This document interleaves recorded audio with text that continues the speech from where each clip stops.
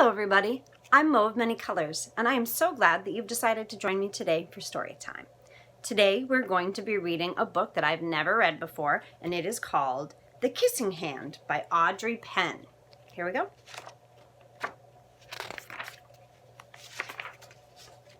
To Stephanie, Rebecca, Corin, and children everywhere who love to be loved.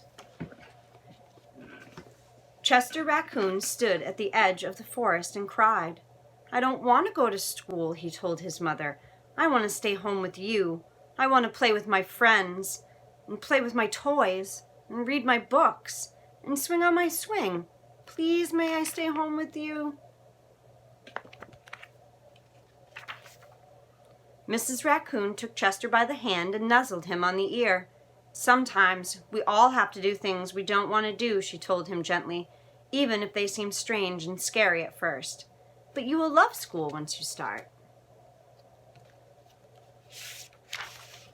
You'll make new friends and play with new toys and read new books and swing on new swings. Besides," she added, "I know a wonderful secret that will make your nights at school seem as warm and cozy as your days at home."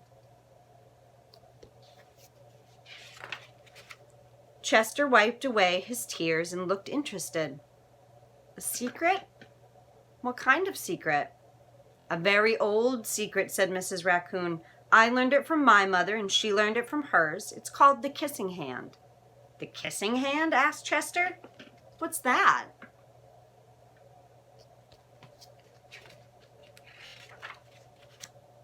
"I'll show you." Mrs. Raccoon took Chester's tiny left hand and spread open his tiny fingers into a fan. Leaning forward, she kissed Chester right in the middle of his palm. Chester felt his mother's kiss rush from his hand up his arm and into his heart. Even his silky black mask tingled with special warmth. See the little kiss? It's the kissing hand. So cute. Mrs. Raccoon smiled. "Now," she told Chester, "whenever you feel lonely and need a little loving from home, just press your hand to your cheek and think, 'Mommy loves you. Mommy loves you.' And that very kiss will jump to your face and fill you with toasty, warm thoughts." What thoughts make you toasty warm? I like to think of my kids. It makes me feel toasty warm.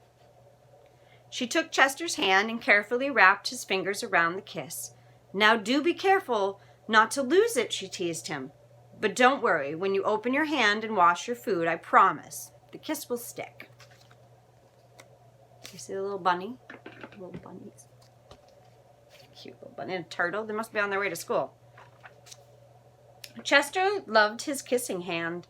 Now he knew his mother's love would go with him wherever he went, even to school. That night, Chester stood in front of his school and looked thoughtful. Suddenly he turned to his mother and grinned. "Give me your hand," he told her.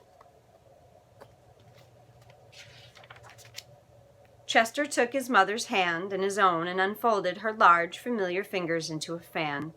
Next, he leaned forward and kissed the center of her hand. Do you have big hands or little hands? I have little hands. Very tiny little hands. "Now you have a kissing hand too," he told her, and with a gentle goodbye and an "I love you," Chester turned and danced away.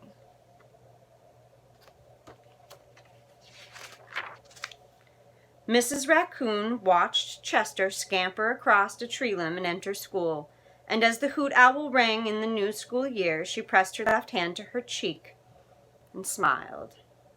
The warmth of Chester's kiss filled her heart with special words. "Chester loves you," it sang. "Chester loves you."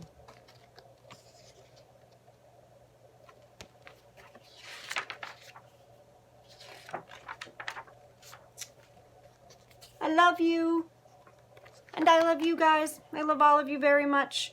I'm sorry I didn't have more stories for you before my surgery today, but I hope the couple that I've posted today will keep you until I'm able to go live again. It's probably going to be from my bed, this little thing right over here that I've created.